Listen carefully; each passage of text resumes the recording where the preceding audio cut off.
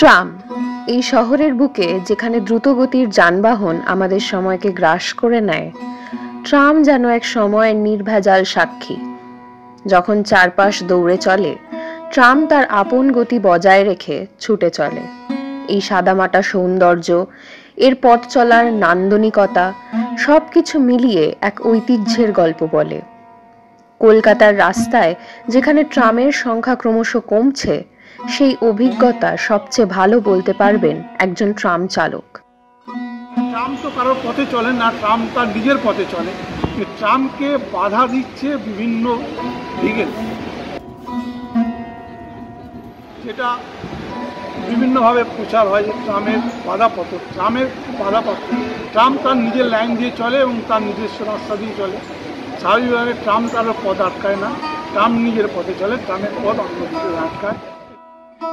কলকাতার বুকে ট্রামের প্রথম যাত্রা শুরু হয় 1873 সালের 24শে ফেব্রুয়ারি শিয়ালদা থেকে আর্মেনিয়ান ঘাট স্ট্রিট পর্যন্ত ঘোড়ায় টানা ট্রামের মাধ্যমে। তবে এই পরিষেবা বন্ধ হয়ে যায় সেই বছরের 20শে নভেম্বর। পরে 1880 সালে আবার নতুনভাবে চালু হয় ট্রাম। 1902 সালে প্রথম ইলেকট্রিক ট্রাম শহরের রাস্তায় ছুটে চলে। হাওড়া ব্রিজের কাছ দিয়ে চলা এই ট্রাম কলকাতার ইতিহাস ও ঐতিহ্যের এক অবিচ্ছেদ্য অংশ হয়ে রয়েছে 150 বছর ধরে। বর্তমানে একমাত্র কলকাতার বুকেই এই ট্রাম দেখতে পাওয়া যায়।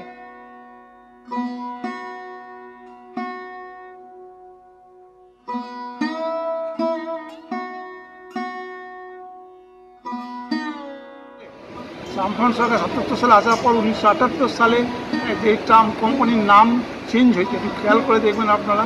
ক্যালকাটা ট্রামওয়েজ কোম্পানি 1978 লিমিটেড, এই 1978 লিমিটেড করে রাজ্য সরকার সম্পূর্ণ অধিগ্রহণ করে। আস্তে আস্তে পুরনো গাড়ি নষ্ট হতে শুরু করে এবং গাড়ির সংখ্যা কমতে থাকে।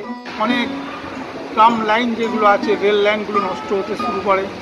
এগুলোকে রিপেয়ারিং না করার জন্য গাড়ি প্রতিনিয়ত একটা এমন অবস্থার মধ্যে দাঁড়া, হয়তো ইন্ডাস্ট্রি কয়েকদিনের মধ্যে বন্ধ হয়ে যাবে এমন পরিস্থিতি হয়। তখন ওই বামফ্রন্ট সরকার সিদ্ধান্ত নেয় 80 সালে যে আমাদের ট্রামের সংখ্যা বাড়াতে। তখন বার্নস্ট্যান্ড কোম্পানি এবং যেসব কোম্পানিকে দিয়ে এই গাড়িগুলো তখন তৈরি হয়, স্টিল বডি গাড়ি। এই যেসব কোম্পানিকে 86 সালে এই গাড়িগুলো সাপ্লাই হতে শুরু করে। তখন 1992 সালে 4 নভেম্বর বামফ্রন্ট সরকার ট্রামের সঙ্গে ট্রামের বাস, সিটিসি বাস হিসাবে যুক্ত করে, যে এটাকে সহায়তা করবে, ট্রামটাকে বাঁচিয়ে রাখবে এবং আয়ের দিকটাও যাতে আসে আর কি।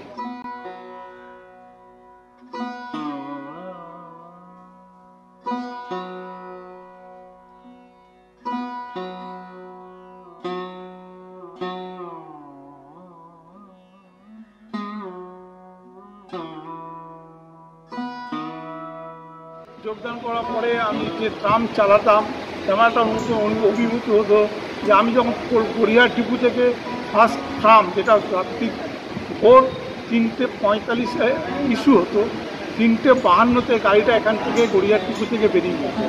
ওই গাড়িটা যখন ফার্স্ট বেরোতো, ওই গাড়িটা গড়িয়াহাট ডিপো হয়ে গড়িয়াহাট জাংশন যেত। গড়িয়াহাট জাংশন থেকে বালিগঞ্জ না গিয়ে ডান দিকে টার্নিং নিয়ে রাজবাড়ি হয়ে, হাজরা মোড় হয়ে,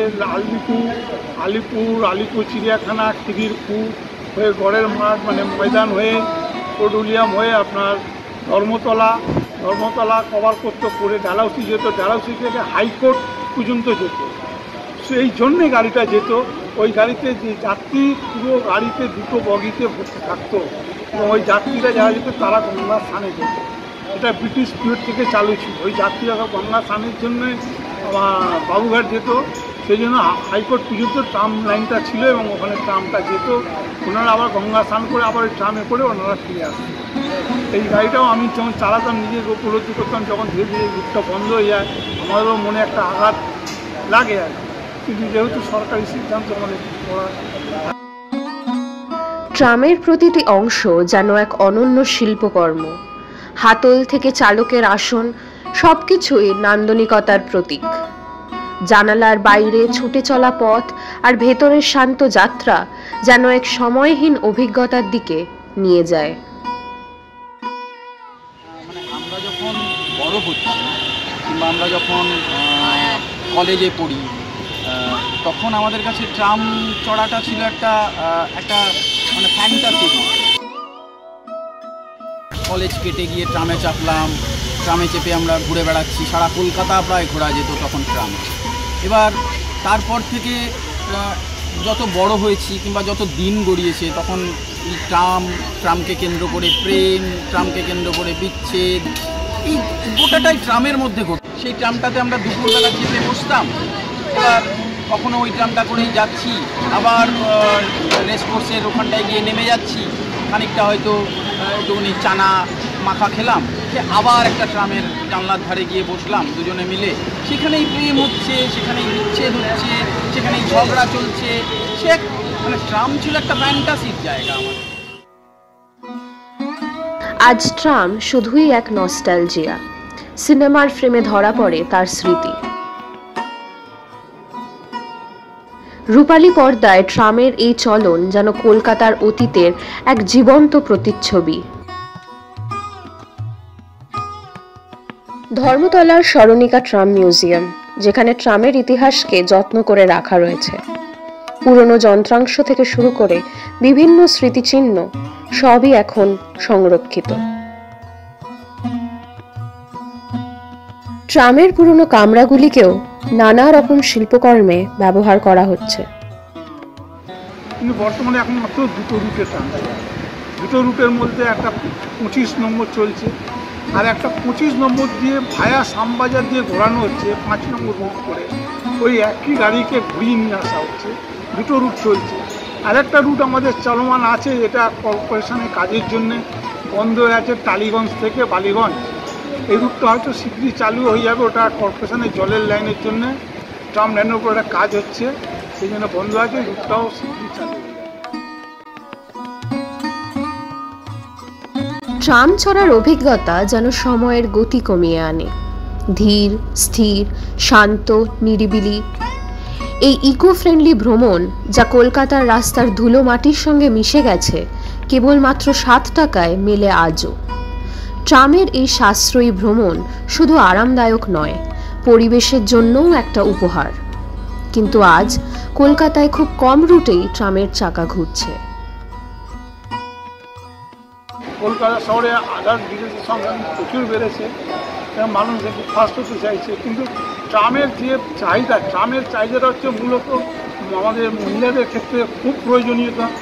তারা ধীর গতি যান, ধীর সুস্থে প্যাসেঞ্জারকে আপ অ্যান্ড ডাউন ওঠা নামা যে সুযোগ, এটা মহিলাদের ক্ষেত্রে তো স্কুল স্টুডেন্ট বাচ্চাদের যে এখানে আমাদের এই রাস্তার উপরে ট্রাম লাইনগুলো একটু লক্ষ্য করে দেখুন, প্রত্যেকটা তীর্থস্থানে, কলকাতা শহরের প্রত্যেকটা তীর্থস্থান কিন্তু ট্রাম লাইন কভার করছে।